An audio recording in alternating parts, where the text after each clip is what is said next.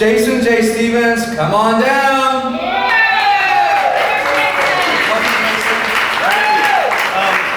I did send an up-to-date bio, but that was actually an out-of-date bio. That commissioned work for Aurora Picture Show happened last year, and that'll be my last slide, lucky you. Actually, I changed that sentence. I changed that sentence so that now it reads that my partner and I, Leslie Raymond, as part of Our Labs, now have a piece up at Art Pace in downtown San Antonio. Best in that regard.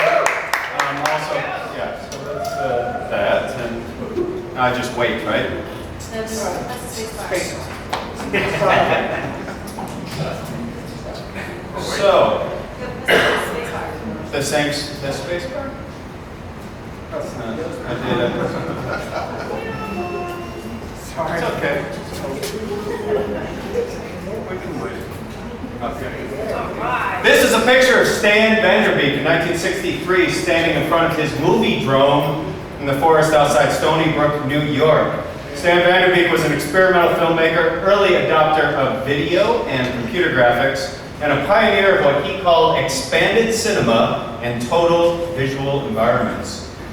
He was a strong believer in that technological development can outpace human emotional development, and that technology must be used creatively by artists in order for society to stay ahead of technology and for the species to survive.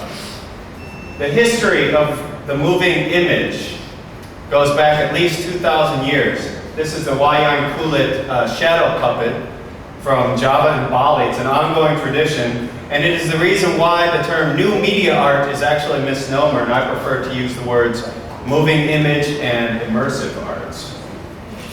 Here's one example, the magic lantern, invented in the early Enlightenment, if not earlier, used by kittens for centuries to show other kittens silly kitten pictures. It is the technology that is both often cited as the precursor of the motion picture industry that we know today. One of the greatest collections in the world of magic lanterns is right here in San Antonio. It's that of Jack Judson. This is a photo from his collection. The Magic Lantern Show started as an itinerant tradition, and by the 19th century there are several multimedia theaters in Europe, including the Royal Polytechnic Institute in London, which had 6 projectors, multiple special effects. We're talking the middle of the 1800s here. Shows incorporated the work of lots of artists, writers, engineers, musicians, Foley artists. Subjects included humor, morality, history, biology, astronomy, foreign architecture, fantasy. Wow. This slide actually, as many slides did, included a clever mechanical mechanism so that things could move. The fish and the mermaids actually moved. There were other abstract slides that created op art, or what we might call psychedelic today.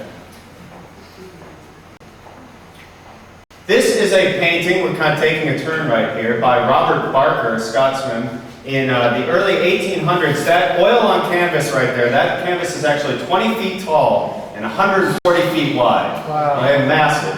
It's a 360-degree view of Edinburgh.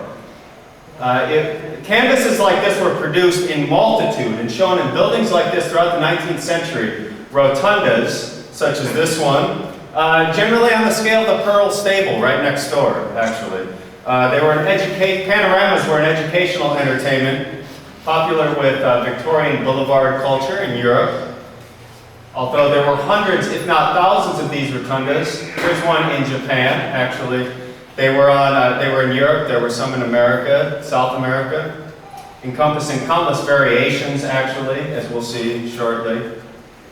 The next slide will show you a cross-section of one of the early rotundas, panorama rotundas, the one on Leicester Square. And you can see, actually, architects, take a quick look. There's a lot of clever means of giving people entry points and maximizing the illusion of complete immersion within the image. And you can see there's actually, there's a room upstairs. There are actually 2 panoramas in this building. Accuracy and quality were of utmost importance in the panorama art form. Subjects included urban vistas, battle scenes, national landmarks, the crucifixion. Returning vets were big media draws. They made commentary on panoramas such as these as to the accuracy of the battle that was fought. The development of panoramas required immense crews, half a dozen master artists, their assistants, specializations, sculptors, taxidermists, architects, financiers, upper management. It was a big industry. By mid-century, LLCs had popped up to manage the production and the touring of these panoramas. The massive canvases were standardized, which was important. You actually see a little bit of a progression here from left to right over time. But the canvases were standardized. One canvas so huge, I would dare say the collections of the McNay and Sama don't collect together enough canvas to make up one of these panoramas. Here's like the creme de la creme, 1900 Paris Exposition. Oh no, I'm sorry, this is the Colosseum at Regent's Park in London. Spiral staircase, a replica of St. Paul's Cathedral. I think this one's over 100 feet tall. Quite a spectacle. Nothing of it remains today. 1900 Paris Exposition. This panorama actually scrolled. It moved around a 230-foot replica of a transatlantic ocean liner, which had a working crew and kelp-scented air and mist. Truly a virtual reality, right? So next I want to share with you a project I've been working on with my collaborator Leslie Raymond at Potter Belmar Labs. It's what we do our work through. This is an art paste. These are two peephole cabinets. You can see the two peepholes right there. This is best lit at night in the art paste windows on Main Street, right? When you look through the peepholes, you see panoramic video. This is actually 1/5, one slice. It's actually 5 times wider. It's a long, narrow, like a scroll, and it's moving. This is not video, this is a still of time lapse, maybe 3 hours compressed into 3 minutes of Southwest landscapes.